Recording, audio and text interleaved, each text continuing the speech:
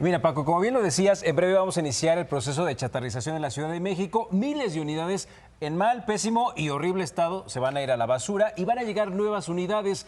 Pero, ¿cómo ha sido la evolución? Sobre todo, ya nos lo decía Brenda, de las peceras. Hoy vamos a hacer un recorrido desde el inicio del siglo, porque déjenme comentarles que a principios justo del siglo XX, sobre la calle de Gante, ahí donde está la capilla de San Francisco, justo en calle Juárez, ahí estaba lo que se conocía como autotaxímetros SA, con unidades particulares o colectivos o las famosas peceras que pues andaban por distintos lugares de la ciudad.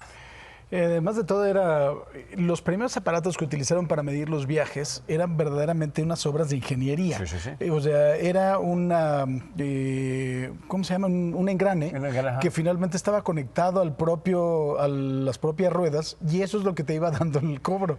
Era un aparato verdaderamente sorprendente. ¿Cómo se marcaban las rutas, Paco? Aquí tenemos las principales rutas de aquel entonces. Estamos hablando que de la calle Gante a el Colón de Reforma te cobraban 20 centavos, ahí estaba la primera ruta, 20 centavos también si querías ir del Zócalo a San Lázaro, que ahí sí era una calle totalmente recta. Después estaba la ruta que por 70 centavos te llevaba de Gante a Santa María la Ribera, que es un poquito más hacia el norte, luego de el Zócalo a el Toreo, pero no al Toreo de Cuatro Caminos, de la Condesa, sino al de la Condesa, sí, porque esas a donde está el Palacio de Hierro, para que usted más o menos nos ubique. Y que por cierto, Cine Condesa ya lo tiraron, acabo de ir, es un estacionamiento. Sí, ahí exactamente, ahí en la calle de Durango. Sí. Exactamente, ahí estaba el toreo de la Condesa. Y como bien lo decías, cuando no estaba funcionando el engranaje, pues obviamente la casa perdía. Te cobraban 5 centavos por cada 2 minutos que el automóvil estuviera detenido. Si te bajabas de tus cosas, ahí te cobraban una lana. La verdad es que sí. Qué épocas que no vivimos, pero la verdad es que es importante. Este es buenísimo. Ya en la década de los 50, los capitalinos contaban con camiones urbanos que te llevaban a distintos lugares de la ciudad, los cuales convivían con los taxis oficiales, pero también que sus colores eran conocidos como el famoso cocodrilo, que era esta. Estaban las cotorras, que era amarillo, verde y negro, y también estaban los canarios, que eran los primeros Volkswagen color amarillo. Color amarillo. Estos eran muy tradicionales, que incluso hay varias canciones que inmortalizan su actuar por la ciudad. Exactamente.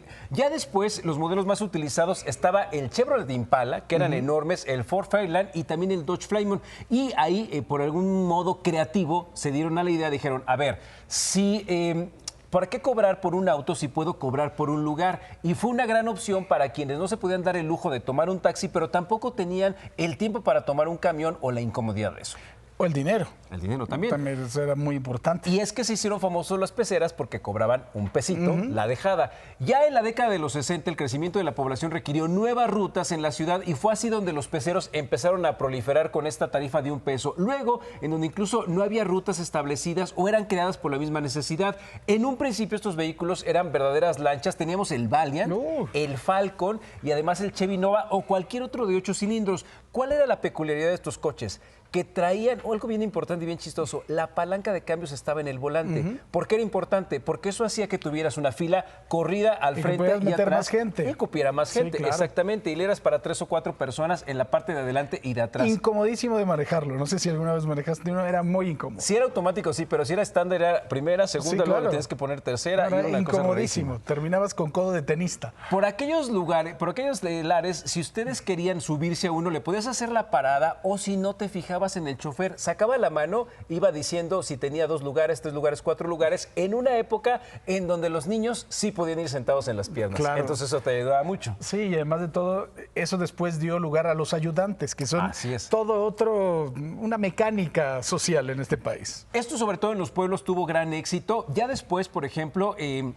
en la década de los 80 llegaron ya las famosas combis que sustituyen estos peceros, pues obviamente ofrecían más lugares y además se customizabas, porque le podías recorrer el asiento hacia atrás y ponías el mentado banquito que iba en el centro, que no tenía ninguna volteabas agarradera. Otro asiento. Entonces tenías 3 o 4 personas, 3 y 4 personas, y aquí 3 o 4 personas. Pero eso ya era más moderno. Sí. Antes le ponían un banquito de madera que venías agarrado a 20 uñas porque no te ibas a caer.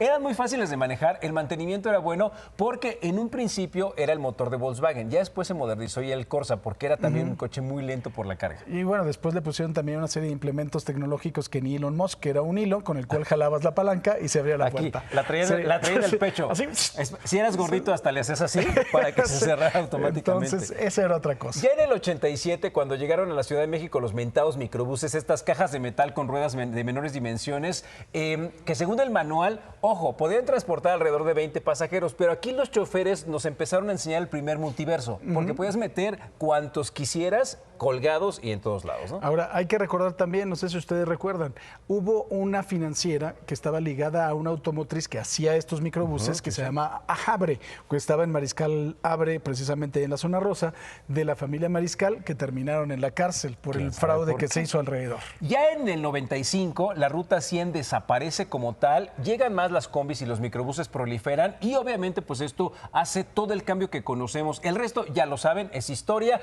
ya muchos conocen el tiempo de las rutas de los microbuses que permitieron unidades más grandes y bueno, hoy en día ya lo que tenemos es una cantidad a 120 años del primer transporte público, estamos hablando que ya tenemos micros, taxis, autobuses, RTPs, orugas, ateneas, metrobuses, tranvías, trolebuses eléctricos, tren ligero, tren de metros suburbanos, además de los híbridos y el cielo es el límite, entonces también hay cables. Hay unos que te faltaron. El tranvía tradicional que estaba por la Alameda y que después también iba por Insurgentes. En San Fernando todavía están las vías. Tengan cuidado, motociclistas. Y la glorieta de Baja California, donde llegaban los tranvías. Después eso lo hicieron trolebús, que eran unos que ya iban con asunto eléctrico, pero también muy lentos.